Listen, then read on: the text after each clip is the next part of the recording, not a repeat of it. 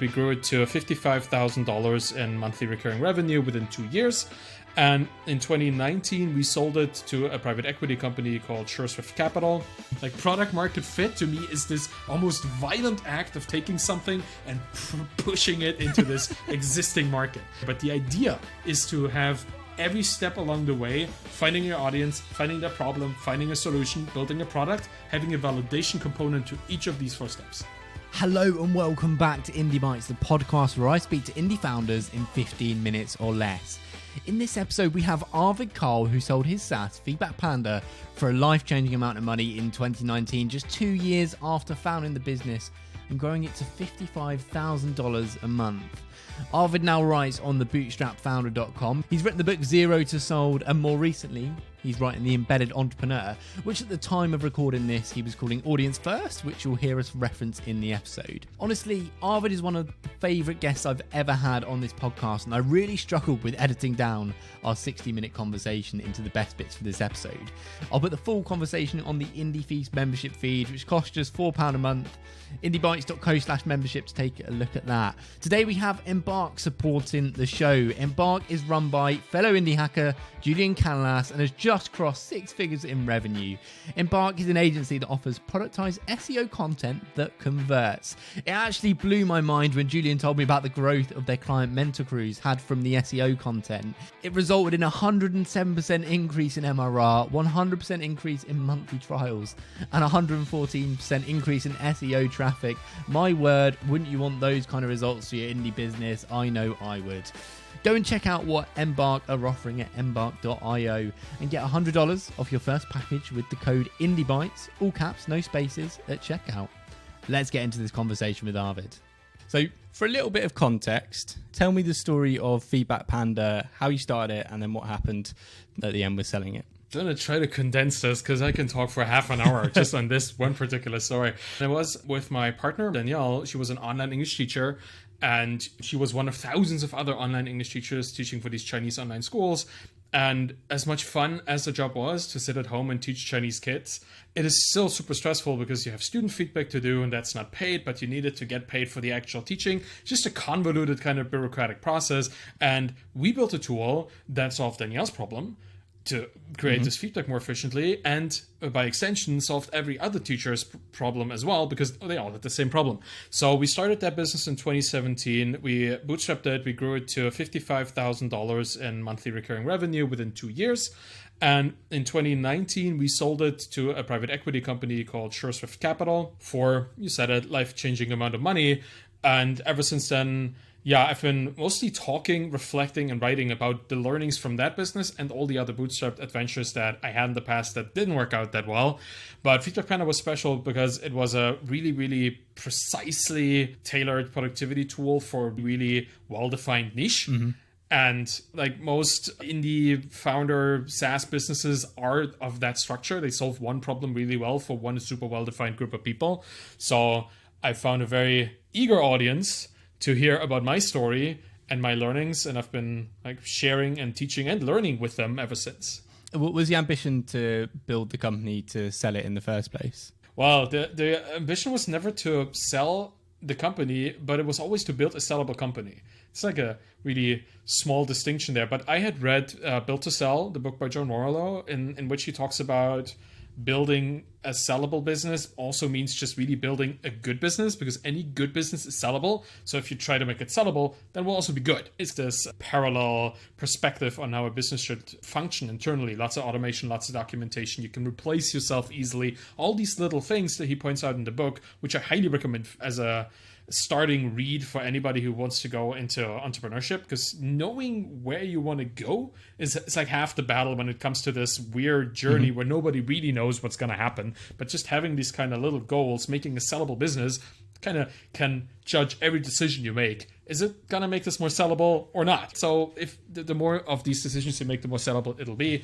But we never really wanted to sell the business until people knocked at our door and started offering us money. Because for us, it was just really building a viable business that supported our lives. Absolutely. And you tell the story of FeedbackPanda really well and document a bit of it in your book, Zero to Sold, which you wrote after you'd sold the business. And I recommend people pick up a copy. But tell me a little bit more about why you wrote the book and what indie hackers and entrepreneurs can learn from reading it. The idea actually started with the blog. Good thing you mentioned that, because I never really intended to write a book. It just happened because when we sold the business, we both fell into this void of not knowing what to do. If you're running a SaaS business at full steam, just 2 people, thousands of customers, you're involved, like you're really involved. And then all of a sudden we sold it.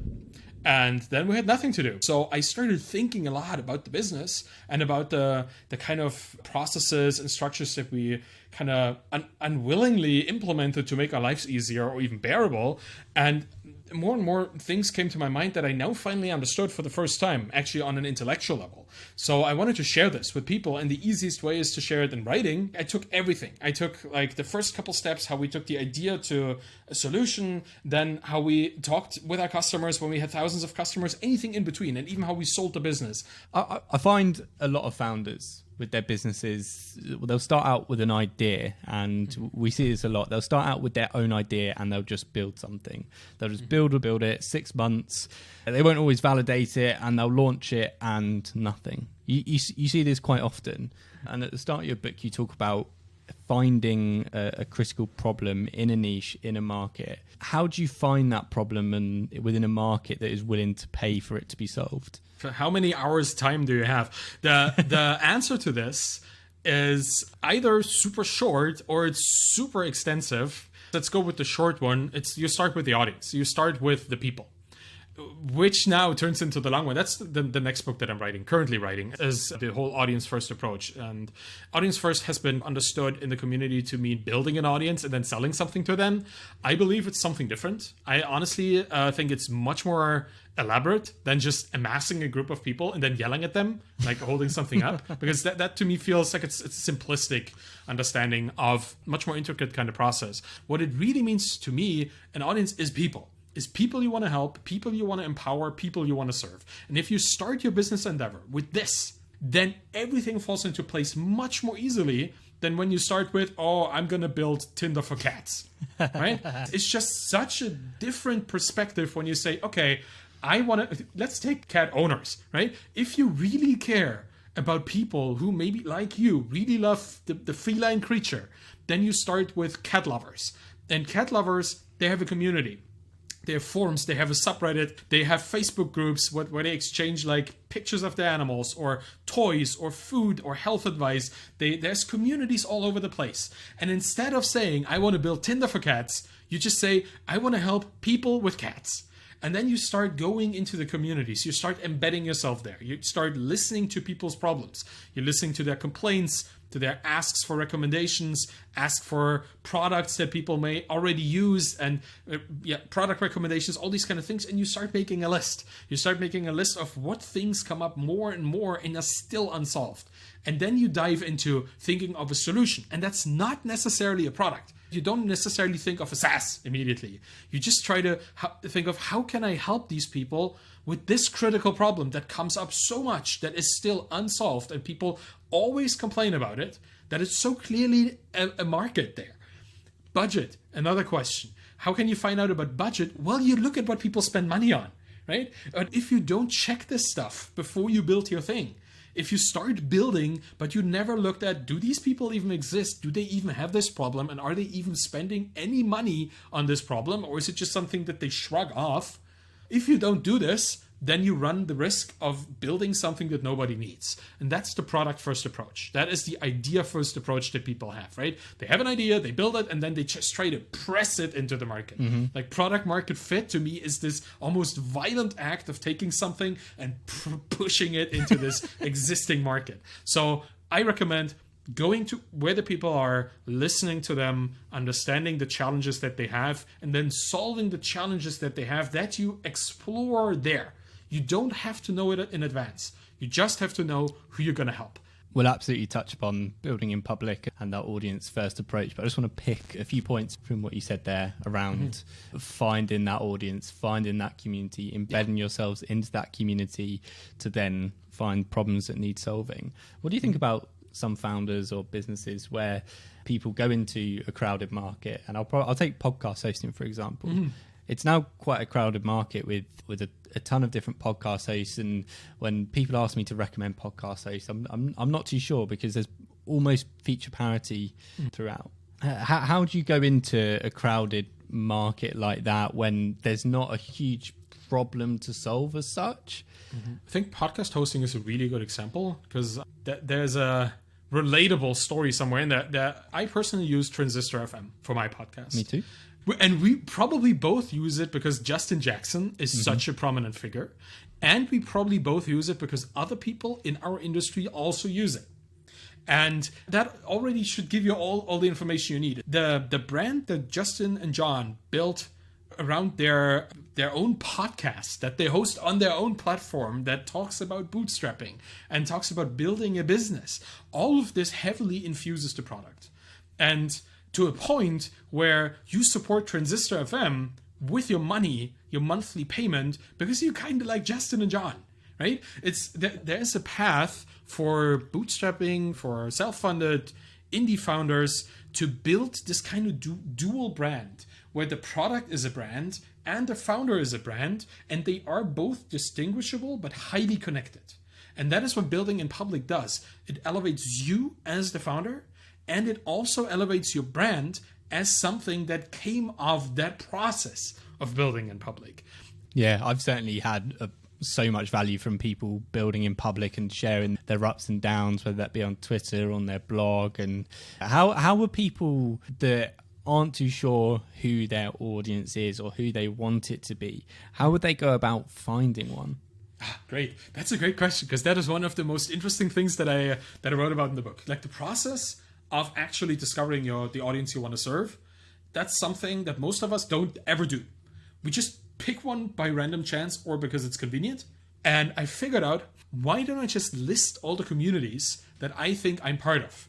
And it was software engineering, obviously, it was bootstrap founders, it was writers, and then I just went down the list, and it turned out that I'm kind of part of 30 or 40 different groups of people, all with their own interesting problems, all with their own budgets for solutions to those problems, and then ranking them and figure out which one of them is the actual best one to start building a business for. And the idea really is, do some introspection. Instead of just going with the first thing that you think you should serve, because that's the audience that you've been part of for most of your professional life, take a step back and really make a list. By just looking into your family and looking into your own hobbies and stuff, like I said, software engineer, founder, bootstrapper, writer, a person who really likes aquariums, painter of miniatures, video games, people who really enjoy coffee in the morning, people who really enjoy mushroom-infused products at any time during the day, people who are interested in plumbing, in construction, in social services. Like, the list can go on because we're all connected with these audience in some way or another, either personally or by inference. So having this list and then starting to rank it for how much do I care about each of these audiences, how much opportunity is in each of these audiences, is there a big enough market if I start solving problems here, and how welcome would a solution be? Do they even have a budget? All of these steps together will create a ranked list in the end, of which you can pick one of the top audiences, and then you have one pre-validated audience. And that's the whole point of this step. But the idea is to have every step along the way, finding your audience, finding their problem, finding a solution, building a product, having a validation component to each of these 4 steps. I think that's excellent. I was just thinking, my mind was going as you were saying. I just wrote down my list of communities I'm a part of because it is really diverse. Yeah. I've got motorbikes, EDC, football, coffee, tennis, cars, marketing, podcasting, video equipment, e-commerce, cats, and my local town, Canterbury. It can also be more specific, right? The moment you go into your local town, it could be volunteering, or it could be city infrastructure, or it could be anything that is even more specific than this, which is great about this list, because you can always expand on it. You can always make it longer and can always be more specific, find more niches in the niche audiences that you already have. And it's something permanent, so you can go back to it a couple of years from now and see if you're still interested in this, and if you may have found maybe another audience that is more adjacent but more kind of compatible with what you want to do. I end every episode on 3 recommendations: a book, a podcast people should listen to, and an indie hacker or an entrepreneur people should follow to be inspired by. All right, so the book I'd recommend would be The Mom Test by Rob Fitzpatrick. Podcast. Honestly, the Indie Hackers podcast is one of the most influential podcasts of my life, so I will recommend it here, although I know that there are many other extremely good ones. And Indie Hacker, okay, let me suggest Sergio Mattei. He is a very, very prolific indie hacker. He's building Makerlog. But I would also recommend your book. I'm going to say, if anyone wants to get a copy of Arvid's book and they don't have it, the first 5 people that message me, I'll get them a copy of the book. Aw, that's so sweet. It's a good book. I really enjoyed it, and I think a lot of people should. And if you haven't got it and you want to read it, just send me a DM on Twitter and I'll get it for you. I appreciate your time, Arvid. I'll put links in the show notes to everything we've discussed, links to your products and Twitter where people can follow you. Thanks so much.